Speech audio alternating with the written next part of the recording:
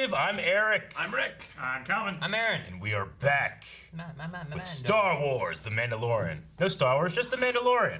Yep. Last time on. We got the I don't want your armor. Hey, Bubba. I want my armor. They're getting the crew together. Sweet. What? Sweet. It do sweet. What? That's what he says to Boba after he says, hey, Bubba, it do sweet. Oh. Yep. You're just too sweet. I thought you looked at me and went, sweet! No. And I'm like, what are you doing? Dad. Dinner time! Tone Wee's here. Yes, Boba Boba. Fett's back. They're getting the crew Fennec. together, but they gotta find the Bebop. 2 bounty hunters that died, came back to life. Yes, Fennec Shan with some metal abs. That's fucking awesome. I'm excited for her. She had regular abs. Shit, under those abs were gears. Metal Yeah. entrails. It was Yeah. crazy. She had like 3PO abs. She's like pumping her poop through. And the Razor Crest is just metal. It's not even just metal. It's just scrap. The real tragedy is that I guess Grogu was taken by Dark Troopers, and then Gideon is like, "You're so sleepy." And he was just fucking. Yeah. Here, now kiss. And that is the signal to say it's time to talk about the poll from last time. Pole. The poll was, if you could add someone to Mando's team to help save Grogu, who would you pick? Sephiroth! We should really make that a shorter poll alarm. Yeah, I don't know. It's gonna go on for a little bit now. Okay, so we had 0% say Grief Karga. Not Zero. one of you guys voted. He voted. That's so annoying. All right, no one voted for Grief Karga. 5% said someone else. They picked someone else over. They picked someone Carl else Weathers. over grief. Okay. 6% said Cobb Vanth. 32% said Bo-Katan. 55% Ahsoka Tano. All right, let's see what people were saying about it, though, because we do know that we're picking up a bunch of familiar faces, including Miggs, what's his name? Cardigan, Mayfield. Bill Burr. That's All right, Billy the Kid says, ignites purple saber. Take a seat, Mando. What? He says Mace Windu. Yeah. Take a seat. There's like everyone else who followed a long way has lived. That's true. You know? It makes you think of that. Do you remember the Everyone. Fell. in Robot Chicken? Yeah. Right? There was a thing where like there's a janitor and like 2 Darth Maul pieces falling. Oh damn it! Oh. he wipes it up. And then he's working like Coruscant instead of Naboo, and then Mace Windu falls. Like, what the hell are they doing up there? And he cleans up Mace Windu, and then the Empire, the Emperor falls in Return of the Jedi, and he lands. He's What like, the hell are they always doing up there? I gotta get a different job. It's stupid, you know. But like, maybe Mace didn't. He lost an arm. Maybe he's. Who knows where he floated to? A hand-ish, yeah. Yeah, he got shocked as hell, too. So, let's see. Speedy Cat says, it's Bo-Katan. My answer would ever not be Bo-Katan. Michael says, we all know who's going to save the day. Who? That's And what it saved the is- alarm. Between the boat and that, we all know who's going to save the day. Misa, come find you said Grogu.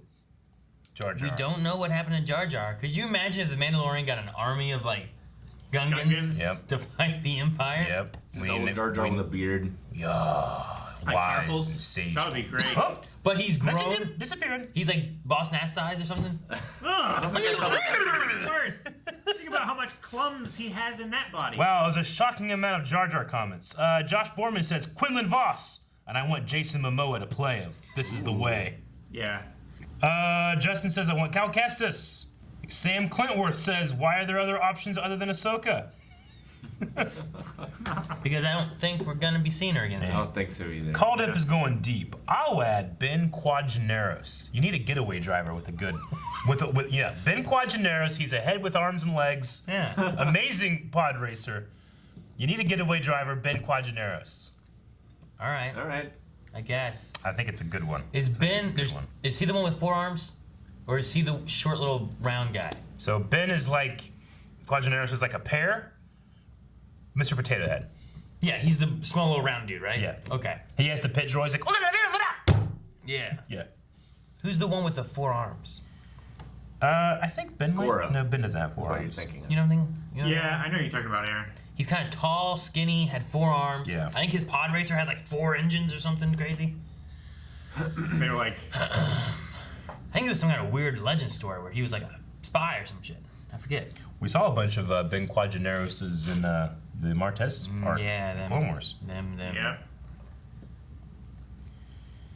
Some He had people that, giving Cobb Vanth Fin their thing due. up the back of his head. Oh man, so many comments. Let's find one more. That's not someone that you've already read. I don't think we're gonna go get Cobb. But he can make a compilation of all the action when it's done.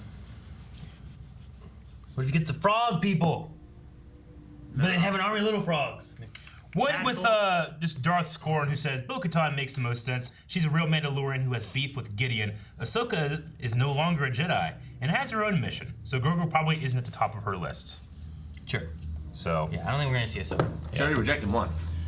But either way, we need to go get Migs. I think everybody else is pretty much on board, and yes, we are saying it's a Razor Crest, but we are aboard the Slave One.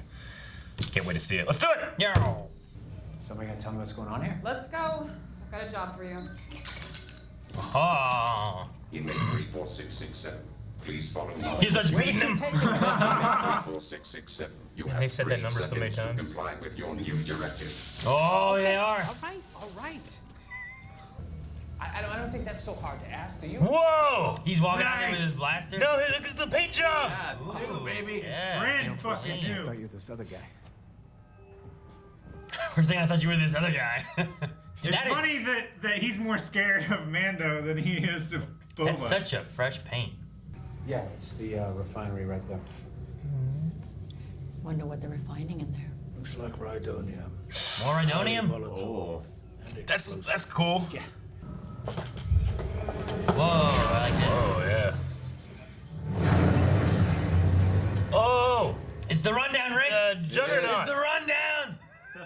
Isn't that the Juggernaut from Clone Wars? This looks a little different. I'll trip the alarm too. Does he have to take off his outfit? Let's just say they might recognize my face. Oh, jeez. You think Din is gonna take off his helmet? He's gonna have to. This wasn't my idea. I'm doing you He's guys gonna do it. Deals off. I'm taking him back. Or maybe he can get a trooper outfit. As long as he swaps helmets, right? No one's looking. Dude. I love tires in Star Wars, yes! Short Trooper! This is Juggernaut Oh. 5 entering tunnel T12. It's from Scarif. Control, we need a new... Route interference. What was that? Please stand by for reroute. Oh, shit! That was Rhydonium. Oh, my Gosh, god. those are the two in front of him. They're so big. Alright, we ain't going this way. Why are they blowing up? Because. Oh, Or they're just trying to get rid of oh real shit. presence. Yeah, they're blowing it up. Jesus! Oh, that's not Oh, come on, stable. I love his scream when he's desperate. good. Oh, he's going Oh, now. more pirates. They're the same species as Sensei-10, right? I would have started shooting earlier. SA-10 has, maybe. I mean, I can't tell. Like, they kind of have those head tail things that come it's down. not the same. They're not the same. Come on, what the hell kind of blaster is this? It's Imperial.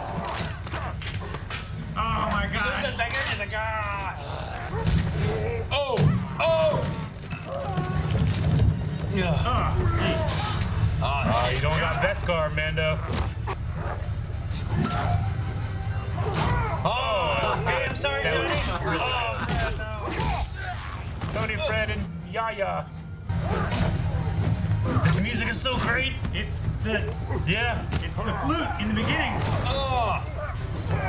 Shit. Shit. Come on, hurry, get the bomb. What's the cook time on one of those? Long enough. Oh, shit. Wow. They just ran into this explosion. Slow down. Oh, no. There's so many pirates. Me, how many? We're just gonna How many pirates? You're just throwing, look at all these thermal detonators. Ties. Guys coming in. These are our heroes. Careful, watch your fire, watch your Jeez, fire. that's close. Dude, the music. Yeah. This is the most triumphant music I've ever heard for Imperial TIE TIE fighters coming in fighter. and killing people. They're heroes. Short trooper armor. Ha ha. Oh, it's so beautiful. Yay! Yay, guys! New Republic, Empire, Stormtroopers. all the same. The terminal has to scan your face. Let's go. Give it to me. He's gonna take his helmet For the off. kid? Holy shit. For the kid. You gotta do it, buddy. He's gonna do They're it. staring at him. For the kid. Your fucking Yeah, helmet Dan. Oh, man. Gosh. Now he's in the system. Yeah. That's how they get you. For the kid, man. It's emotional. I'm Imperial Combat Assault Transport Lieutenant TK-111, sir. And I'm afraid you're gonna have to speak up to him a little bit. Since his vessel lost pressure in Taynab. Nab. Wait, why'd he jump in here? He lied. I knew it. He lied. Come on, let's go fill out those TPS reports so we can go recharge the power. TPS reports. Brown eyes. That guy is so, like, Yeah. slippery molasses. I think he He's lied. like sticky and slippery. I think he lied to push him to get him to take his helmet off. He did it on purpose? Yeah, as I think. He just walked in here, no one recognized nothing. How about a toast to Operation Cinder? Now there's a man who knows. Battlefront 2. Uh-huh. I don't just know it. I lived it. What? I was in Burning Con. Burning calm. But what they really want is order. And when they realize that, they're gonna welcome us back with open arms. I'm waiting for Bill to shoot him. Motherfucker can act, man. Yeah, you can. Jesus, I'm tearing up looking at him. To the Empire. Oh, fuck! Well. That poor guy. Oh my god! What are you doing, Vic? Man. I guess we're killing them all. Hold it right there. Oh my Shit, god. man. Oh, yes! Yes. Oh my god. Number 2. Quick! Stop it! I can grab their legs. Survivor's Guild.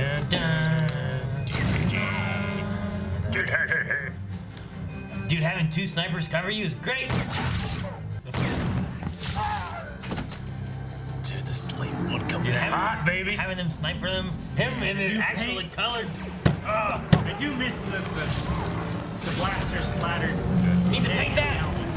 Huh? I was wondering to paint the slave one. That was so great. Yeah, What a scene from Bill Burr, man. That cycler rifle. Oh, shit. He's gonna blow it up. Not again. Sharpshooter, baby! That whole place gonna flood, right? Yeah. It might just wipe out everybody inside. Nice shot, says Felix.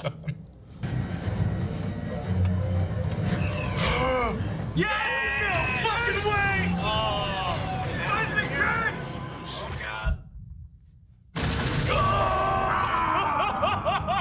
same sound. It's great. I love it. Fucking A. I love it. My back. I love it so much. This is my back. The hype. Ah. I can't get it. We need to fix your back, whatever the hell you. The hype's in it. You're just like, It's like he's being electrocuted. What he doesn't know is there's a shock collar back there. Push it. Yeah, that wasn't part of the plan. It's just getting some stuff off my chest. Think of Marshall. You know, it's too bad Mayfield didn't make it out alive back then. Yeah. Too bad. Does that mean I can go? She can't say it, buddy. Come on, Get the run. fuck out of here! Because I will. I will.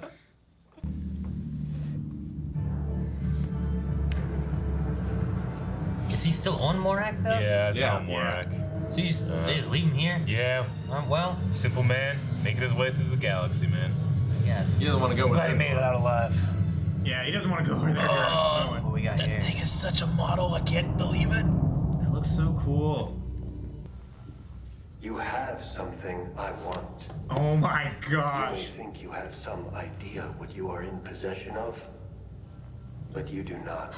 This is great. Soon, he means more to me than you will ever know. Word for word, man. Whoa! Oh man. Good job, Brick. Whoa! Man, that was good. All right, man. The Believer was the name of the episode. Believer. Interesting. Yeah, I didn't know what to expect. I figured this was gonna be kind of like a one-part, part one of a two-part finale, and it kind of is. Thought it would be much more similar to like what we had with Grief and Kara taking the other facility. True. A little bit more like that, but no. I love like the tank battle. Yeah. Like I wasn't expecting that, but that was really cool. Those are terrible pirates, by the way. I don't know what they were doing. Maybe they were freedom fighters or something, but I mean, they were just destroying everything. They probably were. They were probably trying to destroy it before it could be refined and then turned into weapons. Well, it could also be the fact that they're trying to disrupt them. Maybe that. I mean, this is a mining place for Rhydonium. Maybe they're destroying the planet and they're trying to protect the planet and stop that too. Or maybe they have an alternate fuel source and they Rhydonium's breaking our profits. Go and blow it up so they can sell the other. I don't know. Yeah. Could be a lot of things. Could be a lot of things, but it felt very Mad Max, like fighting over gas to me. And then all of their allies were so excited when they got in. See, that's the so thing, proud man. and happy. They were the only one that day. It's really interesting. Like, it makes the stormtroopers and everybody there feel like, hey, these are just people, and should we cheer when they're destroyed? But they're also Nazis that carry around fucking child cuffs, so I'm conflicted. It's like what Bill Burr was talking about in the tank, right? Exactly. Like, if you were born on Alderaan or Mandalore, you think something different, and neither of those exist anymore. Yeah. Yeah. That's we know Alderaan doesn't exist. We speculate Mandalore was destroyed. Or at least uninhabitable. Bo says don't believe the. There was talk saying the surface was poison was kind of like the feeling I got from it or what they said or whatever. But then Bo had a statement where it's like don't believe everything you hear kind of thing. So is it a story across the galaxy that Mandalore isn't inhabitable or something along those lines? And Bo's like, I know the truth of what it really is, But like in the tank when he's talking about to the people out here when they went through that village, like the Empire, the New Republic, it's all the same. But when he sat down with Valen Hess, the performance that Bill Burr gave was layered and subtle and emotional because I think in his head he's realizing we're not the same. And he mentions Operation Cinder. Well, yeah. I like getting this more, because I don't think we got much of a backstory before, except for the fact that he was like an Imperial sharpshooter. I wasn't a stormtrooper. Yeah, exactly. I wasn't a stormtrooper, wise ass. He's a bounty hunter that had that third arm blaster. Yeah, but just having he worked for the Imperial, some kind of division or whatever. Yeah. The Operation Cinder, which is from Battlefront storyline, yeah. So that whole weapon they used was just burning cities, entire planets, so destroying stuff. Yeah, for those that don't know, Palpatine dies, and one of his contingencies, should he not return or actually be killed, is if I can't have it, no one can. They have these weather satellites that create these electrical storms and devastate atmospheres and burn planets to the ground.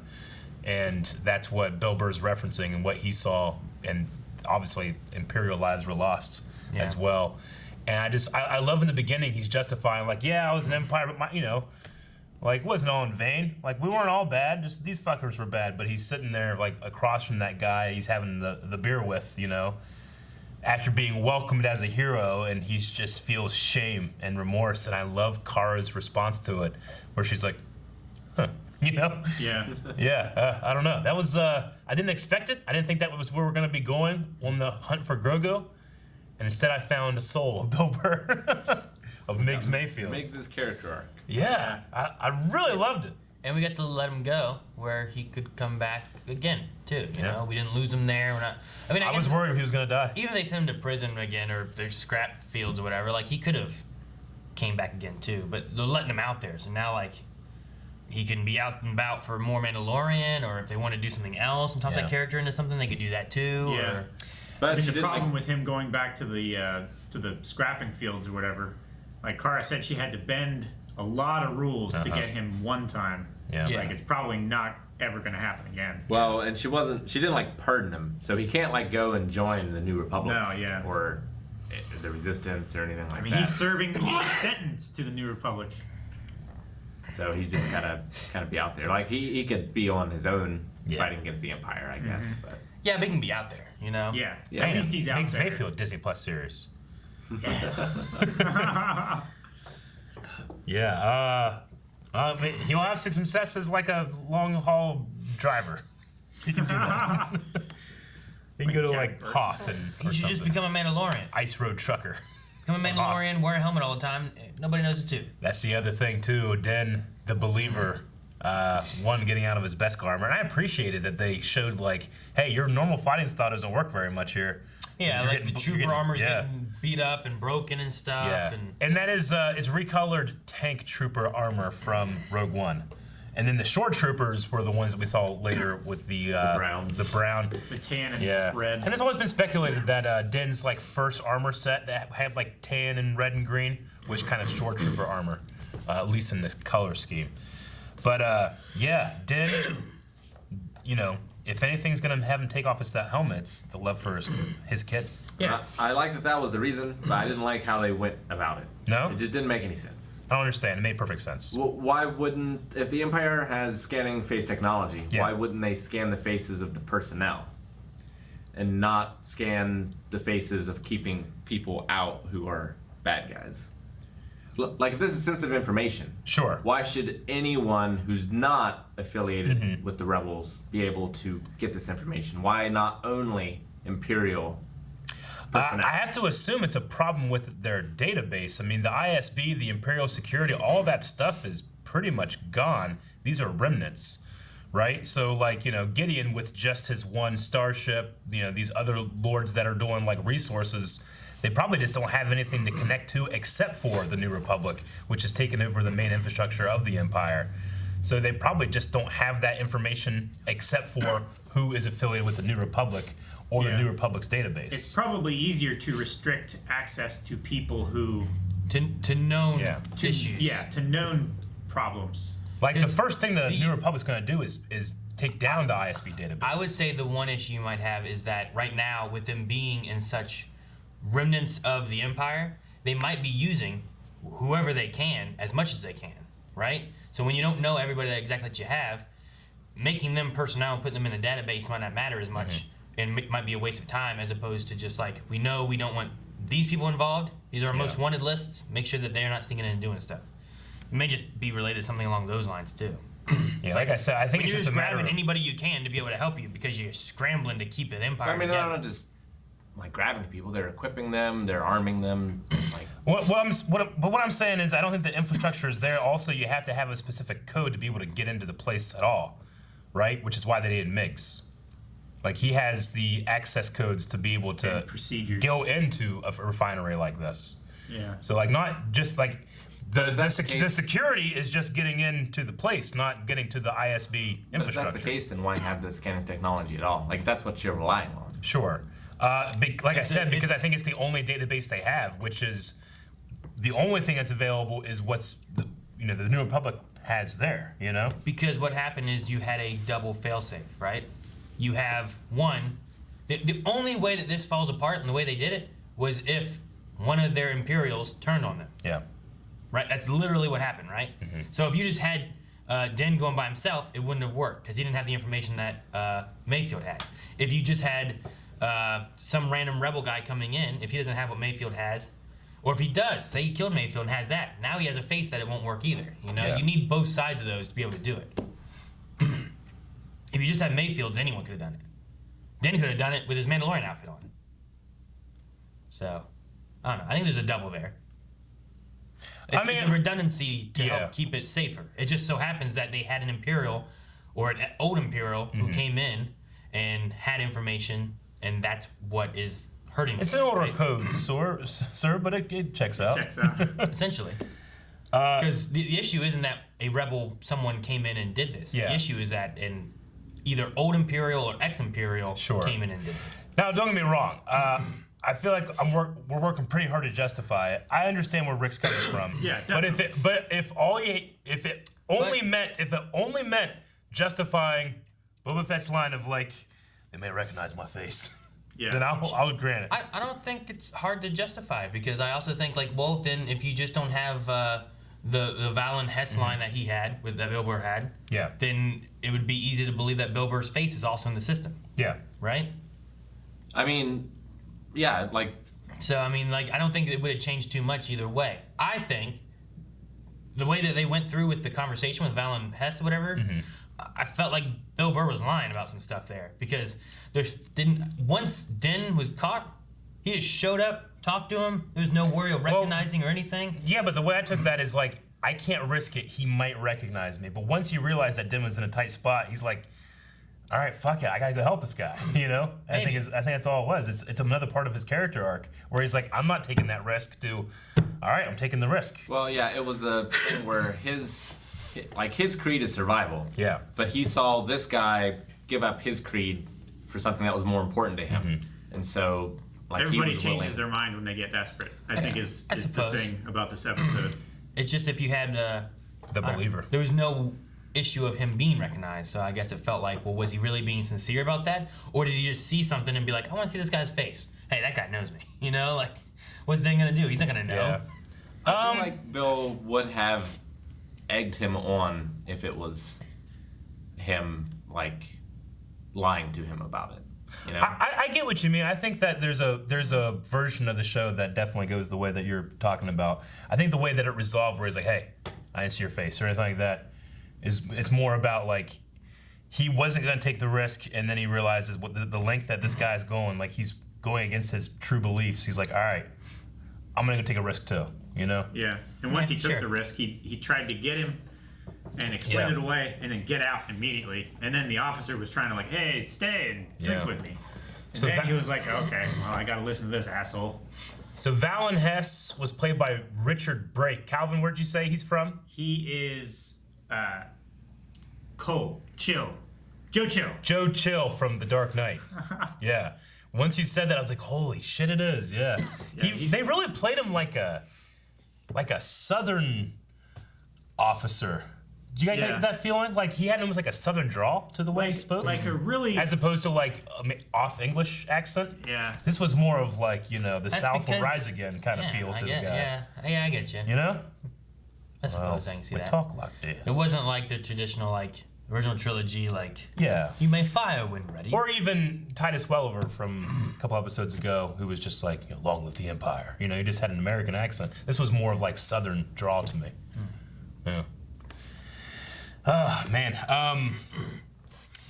Yeah, I didn't expect a Miggs Mayfield character arc here. I really, really enjoyed it. Though I am slightly disappointed that he's not going to be joining the crew on the Slave One, which has never looked better.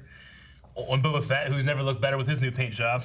Well, the Slave One definitely looked better. Looks exactly the same as it has for years. We've never seen the interior like that. It's never looked better. I love that they showed exactly what happens with the crew hydraulics as the ship takes off. Like, of course that happens, yet Boba's still up there like, you know? I love that. Well, the thing about it is, like, the ship takes off like this. Yeah. And then it turns. Yeah. It's a fire spray ship, which I believe was like a police vehicle that you get in the Bounty Hunter game. Yeah. But yeah, I don't know. I love the way that they showed that, and just seeing the interior of the Slave One is something that I've always wanted to see. And outside of we've seen from behind him like the flip thing. Yeah, remember like little Boba Fett trying to like look and be like firing at Obi-Wan, you know, as Jango and him were fighting. I think it was cool seeing him drop the charge at the back. Big charge. Like, that was really cool. Probably my first theater experience of like a soundgasm. You know, for people say soundgasms. Yeah. You know, like, just getting like the wave of chills and. Like, you know, I know Ben Burt, he edited Attack of the Clones, and it was kind of his first big like editing thing, and I think that he didn't do great on some edit choices, but his strength is sound design, and his choice to remove all sound and then the burst is fantastic for episode 2. And as soon as that little door in the back opened up, you know what's happening. Yeah. I love that. That was great. Not gonna see him again. It's good to see. I like that a lot. I also love the coming back around of, like, in Bill Burr's conversation, like he was talking about, you said about the Mandalore and Alderaan. Yeah. At the end of the day, we're just people. We're all the same. We're just, if you can go home and sleep at night, you're doing better than others. And just the idea of like what they were saying and talking about, and the Rhydonium, and how we can make another. Dang, I forget what the planet's name was or city's name was. But the Operation Cinder. Yeah, they were talking about that, and they named the location that he was talking about. But just that, and then him shooting and destroying the place, and being like, "Well, we gotta be able to sleep at night." I like that. Kuhn. It was something with a B and a K, right? Vernon Kuhn. Vernon Khan. Vernon Khan. Yeah, but I just like that kind of coming back around, I believe, like, the only planet I really recognize from Battlefront 2 that had Cinder happen to it. Didn't Naboo have Operation Cinder happen? It did. I think we stop it. Weren't they attacking cities for the most part too, though? Like there were like specific cities they were going for as well. So that might be a city name on a planet as well. Like Theed, maybe. Yeah, but like if I remember correctly, like they have these giant satellites all over the planet, and they're shooting. So it's kind of like Independence Day, maybe. Where it's like it's hitting like major spots, but specifically it's changing weather patterns to create electrical storms. It makes a giant storm and it's causing damage and stuff too. But it it was like so it's kind of like the Man of Steel, the World Machine, what's that called? World Engine. Yeah, a little bit. So that name there may be because he said 5,000 to 10,000 people. Yeah, so that's not a planet unless it's a very small planet or something like that. But if I remember the way Operation Cinder was, he was hitting the plan was for key parts, especially like you said, Naboo had a thing. I'm pretty sure that was related to Emperor Palpatine. Like he was from. They targeted Naboo because like all these sympathizers of the Empire went to their Emperor's homeworld. Yeah, and that's where they did it. So it's just.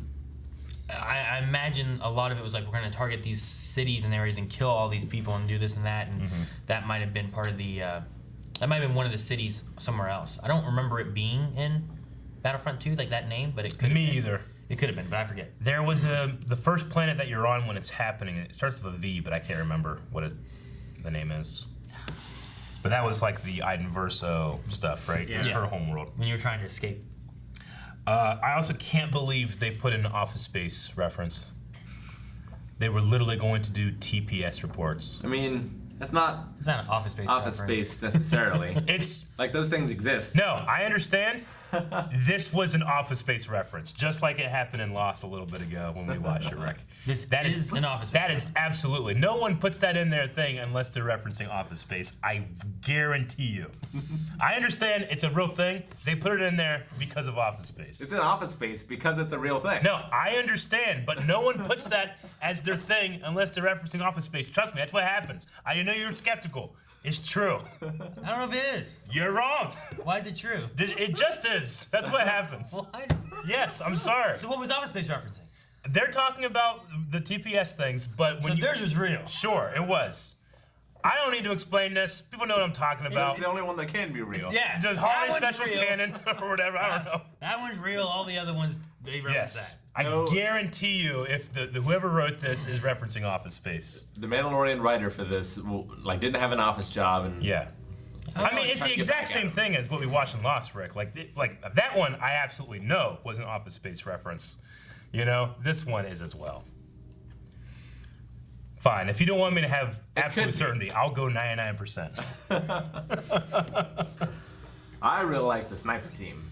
Yeah, Kara and Finnick. That was really cool. I would have loved to have seen Mayfield sniping. Like that one shot. He killed more than both of them combined. Like that one shot he had was really good, but I'm like, what could he really do with a sniper rifle? Yeah. I mean, we saw him from a much greater distance shoot about the same target from a moving platform. Sure. No. I would love to see what he could do. You want to see more of what he can do. Yeah, like I love the sniper stuff, and I was like, oh man, Finnick and Kara are doing great. I love this. This is great. These poor troopers coming out there getting shot and be like, and then falling to their deaths into this watery hell. Yeah, it was also cool that he destroyed the refinery base with the thing he got there, you know? Yeah. With that transport that they fought to get there. Yeah. But yeah, that moment I thought that moment was really special. Like when the TIE fighters come in and everybody's on the bridge like, you've done it, you know? It was such a triumphant, like, music. It was. Like, I've never heard that before for Empire stuff. It's really conflicting because you have that and you're like, you know what? These guys are just guys. But then he blows up the end and we're like, yay! Yeah. Yeah, get him, guys! Well, like, there's a bunch of people in this episode that could be the believer. Like, definitely everyone who was sitting at the table in the bar could have been the believer. Mm-hmm. Like, the Imperial guy who thinks, like, yeah, what we're doing, killing thousands of people, is the right thing. And like, for the greater the good. Empire. You have Din Djarin, who believes his creed so much, but also, like, he broke his convictions to try and save the child. And you have Migs, who, you know, believed what he was doing at the time was wrong and wants to change that. Yeah. And you have Giancarlo, who believes that shit's about to happen. That was a great... that speech. Just taking the speech verbatim, turning it back. You have no idea what he means to me. It would have been, I feel like, more of a power move if he took off his helmet. I agree, but... Because then it's like, you've seen my face, but you're gonna die, so it doesn't matter. No, I definitely get what you mean. Bridge has seen his face. He's gonna kill them all. Yeah. I mean, I like what Migs says too. Like, what's the actual rule? Is it you never take off your helmet, or no one sees your face? You know. Well, he clearly takes off his helmet because he, like, has just a mustache.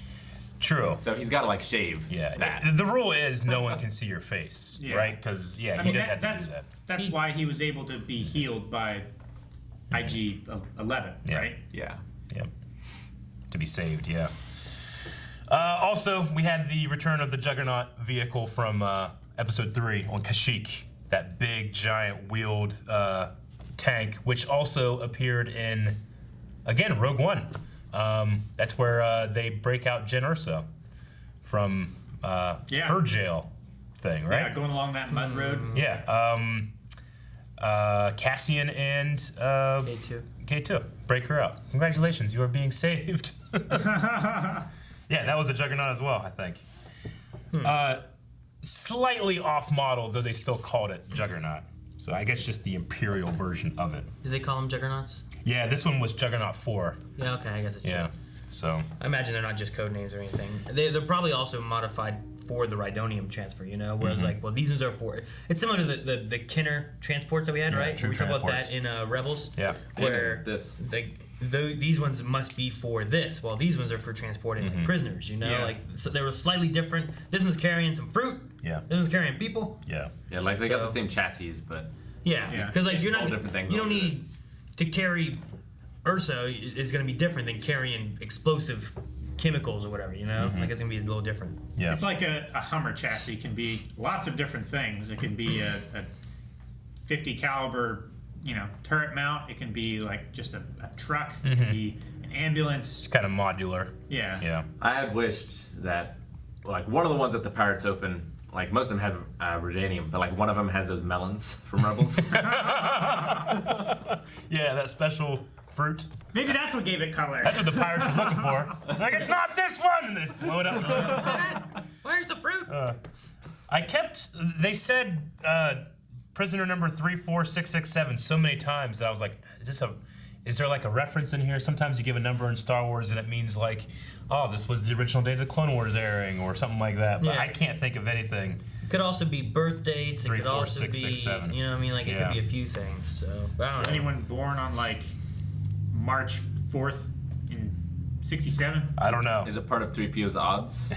I don't think so. Okay. But if there is a reference that we're missing, we'll probably find it in the Q&As. Probably. I did like that. Like, droid for the prisoners. Mm-hmm. Like, you just, prisoner 34467. Or prisoner 34. And he's just like, you have 3 seconds to comply.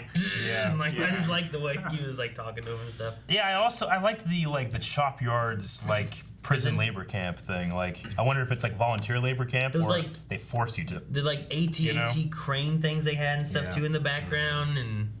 Well, which we kind of saw on the Water World, right? A little bit this season. On the Water World. Oh, I mean, yeah. I mean, they used it to pick up out of the water, right? Mm-hmm. For the Razor Crest. Kara did say that he was specifically serving a sentence in a chop yard. So it's probably you go here and you work until you're done. True, yeah. Which, prison labor camps aren't necessarily the best in a society. They're not? No. Forced labor.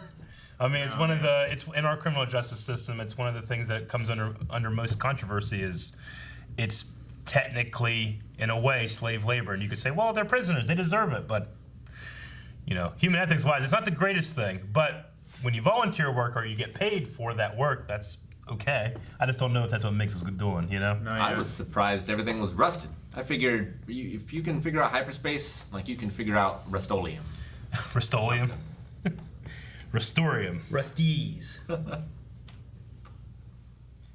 No, yeah. Finland has their prisons are hotel rooms. They're really nice, and the prison guards treat them like people, not like animals. And they have one of the lowest incidences of. One of the highest incidences of recommitting. Yeah. Yeah. I can't think of the word, but in the world. They don't people that come out don't recommit. Yeah. You just made it sound so nice though. You figure they would. No, I mean, but I mean, since they're treated like people, shit, it's nice. It's about rehabilitation. Rehabilitation. True. Yeah, I get you. So. Understand what's wrong versus this place just sucks at shit, and then you leave and you come back. So preparing someone to be a positive part of society versus just straight up punishment. You're the scum, and no one's going to give you a job, and this is what you're going to come back to anyway. All right, we're going to start on the Q&As with Michael, who says, how would you guys feel if the stormtroopers started singing Yub Nub? They all come to the side. When they come in, were there when they come in with the thing. In spirit. Perplexed. Their helmets were there.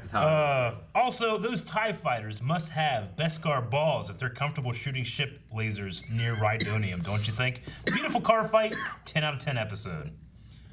I really love the episode. I mean, we got one more left, so I'm interested what the finale is going to be. But if you had told me this was going to be the episode, I mean, oh man, maybe that's poorly paced, or I would rather have it ramp up. But I liked the side mission with Migs a lot. So to gather the intel to go and do the final thing. Well, because last season was a 2-part thing, right? We had them going in there and then Gideon showing up, and then we had them trying to get out of there and go into the little lava area and. I feel like the last 2 episodes have been shorter too, so maybe the next one's gonna be long. Maybe. I hope. Yeah, what was this one? It was 30 something. Yeah. 50 minutes. Just like last week and the week before, the runtime is zero problem for me. But maybe we'll have a longer one. We had the longest one, I think, in the finale. What's that? I said I want it to go longer because I want to see more, but the pacing was not the issue. Yeah. Jacob says, at what point did you guys realize you didn't know how much you missed that sound until you heard it again? I watch episode 2 a lot, so I hear a decent amount, but I learned to hate it from playing Battlefront 2. Hate it? I loved it every time. It doesn't sound the same. Oh no, I'm dead. Again! No, I love dying from it. Tom Karam, is this the last we see of Mayfield? I liked his redemption, and I feel like he should at least have asked for a ride off the planet. Yeah, right? Now he's just stuck on Morak or whatever, so... Yeah. I don't know. You could have him show back up again in another season of Mandalorian, or maybe if they do some other stuff, they could have him kind of cross over for an episode or a segment of a movie or something like that at some point. Kara came back. He could come back. Maybe he'll go meet up with those pirates again. What are you guys doing? You're blowing the shit up. You can sell it. Yeah. Either that or use it against the Empire. Maybe he organizes a resistance. For the most part, he's out there kind of like Cobb, Yeah. And Finnick last time, I guess. Where we were like, oh, could Finnick come back? And she did, and she's great. Yep. Ming-Na Wen, I love her being part of this. She's a big part of Agents of S.H.I.E.L.D. Now we don't have that anymore, but I still get her in this, which is great, because I love this show, too. speculating on what could happen with Mayfield, while the New Republic probably is not open to someone that, is in his position, the Resistance might. Yeah. And if he sees what's happening with the First Order and he has this arc, you could theoretically have Miggs become a Resistance fighter to the point of, not again. I'm not letting this happen again, I was complacent last time. I'm stopping it this time. You could go that way, I feel like, with a character like him. I wonder what the goal of the Rhydonium was. What they were going for. Yeah. Or if it's something we know already. He said it's going to be worse. Worse than an Operation Cinder. But is it used for something else? Or is it used, I don't know. Is it something we know? Is it something we don't know? Yeah. I don't know. What was the power source for that one... that one cannon that only burned organic in Clone Wars? Yeah. Mm-hmm. But that was Clone Wars. Well, yeah, but I don't know what the power source was. Yeah. Is there any use for it at all for the new the First Order? Mm-hmm. Is there use for it for them? Could it go to Starkiller Base for some reason? I mean, it's also just Starship fuel, right? There's nothing I can think of as what it's for. I'm just wondering if it's something we're going to lead into, or if it's something that we are oh man, maybe it's for this, Alex says, what do you guys think of the Operation Cinder reference? I was so excited to hear it, especially since we got to experience the horrors of it in the Battlefield 2 campaign on Vardos. Vardos is the name of that. Yeah. All right, 11 Claws says, how'd you guys like the debut of clean Boba Fett armor? Seeing the colors pop like that for the first time ever took some getting used to, but it looks so cool and neat. I definitely prefer this overall look to his original trilogy one, but that will forever be iconic. He just needs to paint a ship now. I love how he walked out, he's holding the gun, that rifle, the same way kind of thing. Yeah. I also really just love that line of they might recognize my face. They might recognize my face. It's so funny. Yeah. He might have the most recognizable face in the galaxy.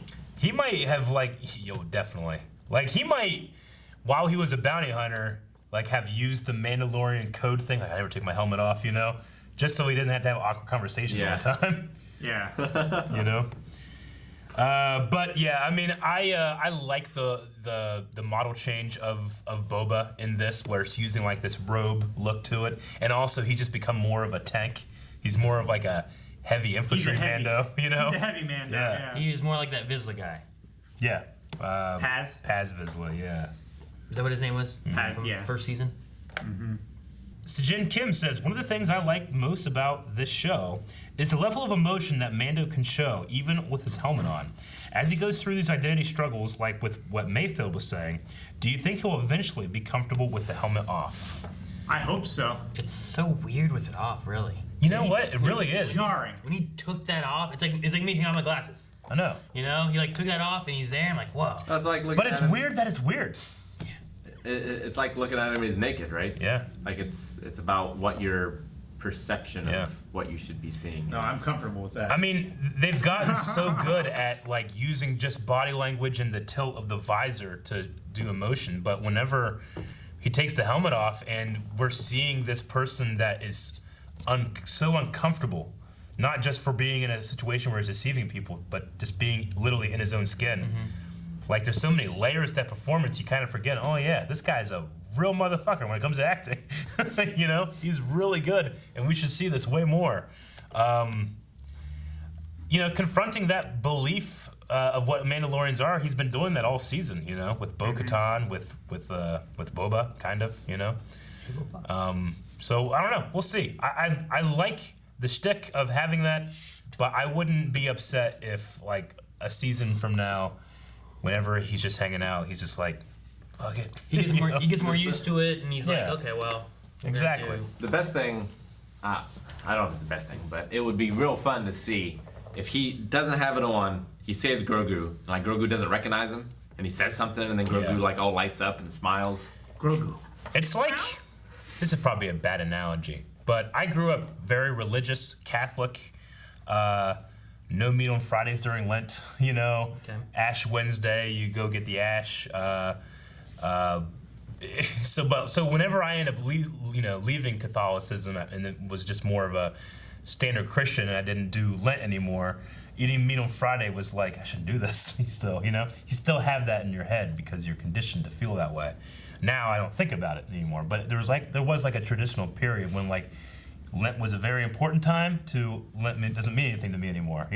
So even though my belief had changed, I still had it in my head. So it's obviously not as ridiculous in terms of overtaking your entire life as it is for Din, but I just love the way he sat there being so uncomfortable being himself. Thing, like no one knows what he looks like, I wonder how his eyes are, because isn't he looking at a screen all the time? He's looking pretty much at and through. Yeah, they can turn it on and off. It has some UI elements. Yeah. But mostly it is just a visor.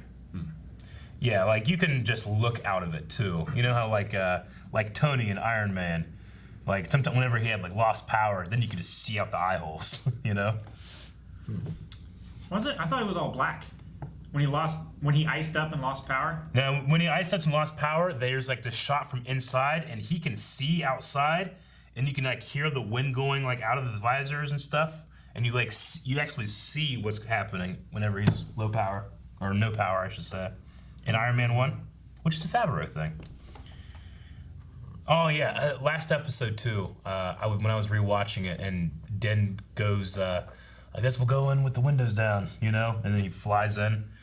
I forgot that in Iron Man 1, the main Iron Man theme is called "Driving with the Top Down," which is kind of similar to riding with the windows down, and it was both in moments of jetpack flying, kind of, and Favreau connected both of those things. I wonder if that was a reference to his previous work. Probably. That's when Rhodey was talking to him. Yeah. It was like, what? What's all that noise? Oh, I'm driving with the windows down. Yeah. Driving with the top down or whatever. Yeah. But no, the main song from Iron 1 is like it's called on the soundtrack. Driving with the top down. I'm less certain that was a reference than I am with TPS reports.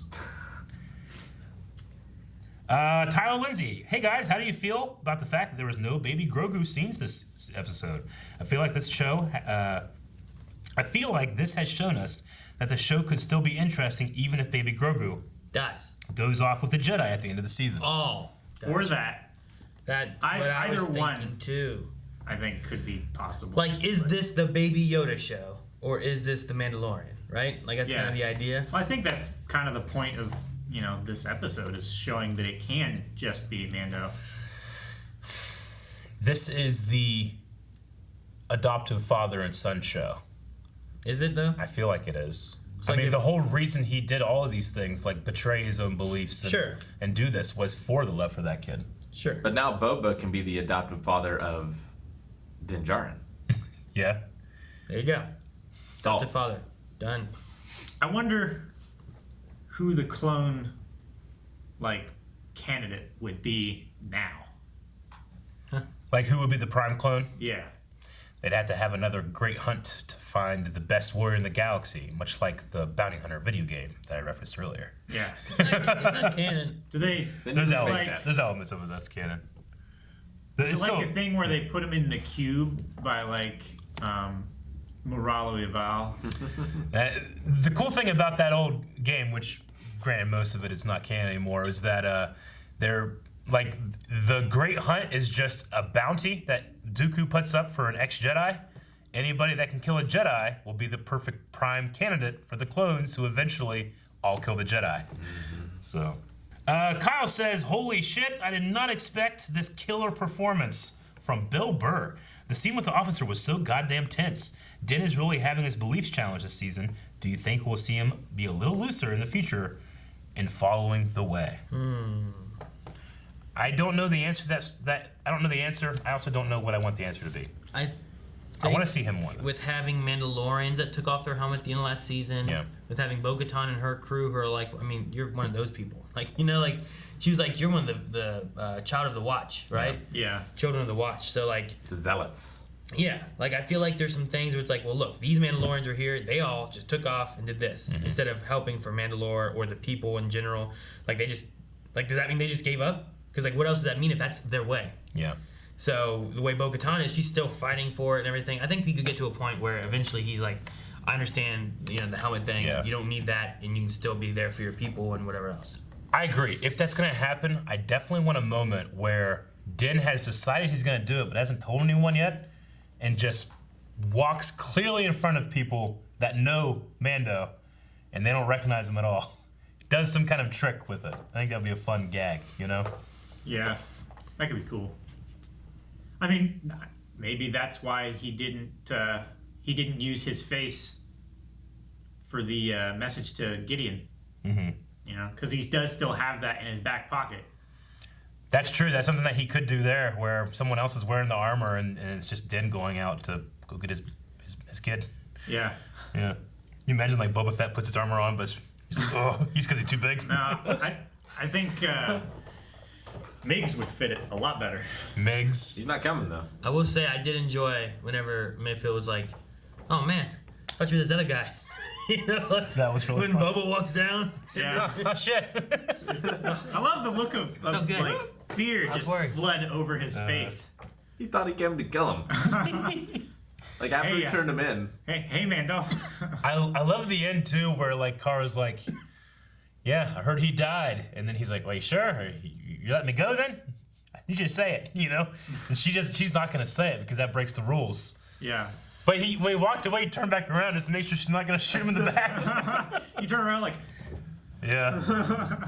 It's too bad he died on Morak. And he just shoots him. See, yeah, I think that's what he thought was gonna happen at first, because he was like, "What? What are you guys talking about?" What do you mean? You want me to go? If you want me to go, I'll go.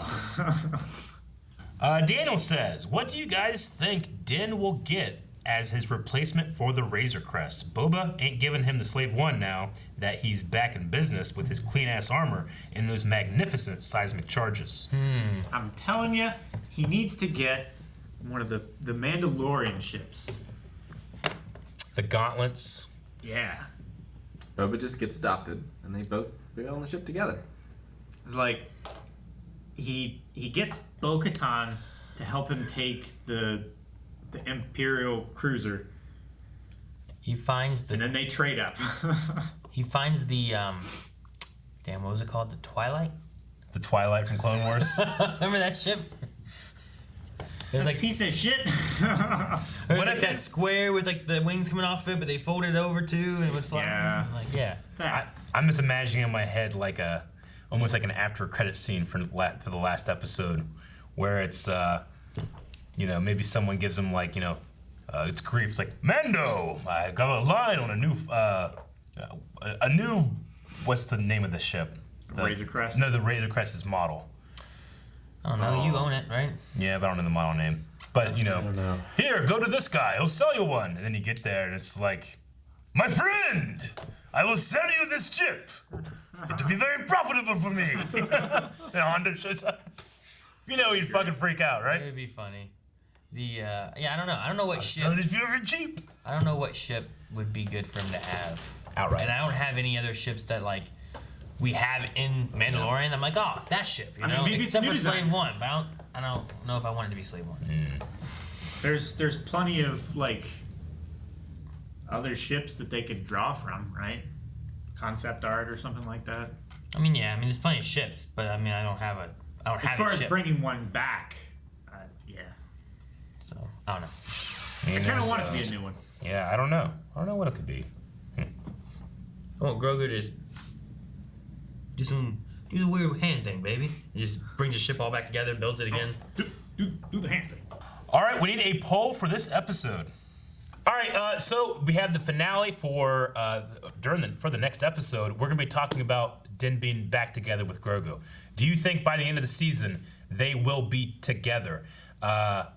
And there's a couple options here. Well, they could just not rescue him in time, or they do, and then he goes off with a Jedi, or so like Gideon escapes with Grogu, or Din dies, or Grogu dies. Yeah. Gideon kills.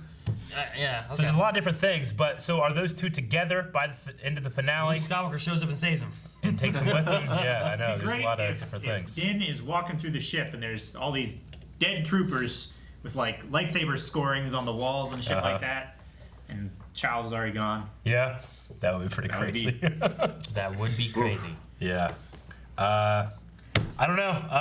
I mean, I see the central theme of this show being like this family that those two have created. So I think they're together by the end. I'm gonna say no. I think this is like The Empire Strikes Back. It's the second season, so it's gonna end dark. Yeah. I don't think he's gonna get him back next episode. I think he's going to stay with Gideon for a little while longer. Okay. I think they'll be together. Yeah. I think he'll get him back. All right. That's what we think. We want to hear what you guys have to think. We'll talk about at the beginning of the next one. Thank you for another week of following along The Mandalorian with us. Make sure you're subscribed because the next one is the finale. We also got a whole lot of stuff that we're going to talk about in the end card, which is right now. Thank you guys so much for watching. Make sure you guys subscribe so you don't miss out on more Mandalorian. Check out Patreon, where we also have our full-length Raw Rider tier, so you can see even more Mandalorian along with us. Our entire reaction there. Also follow us over at twitch.tv/blindwave because this Monday, Cyberpunk's going on. And also Monday, I'll be playing Squadron storyline that I've never played before. So make sure you guys follow us over at twitch.tv/blindwave. Links Check it out down below. Son of a bitch.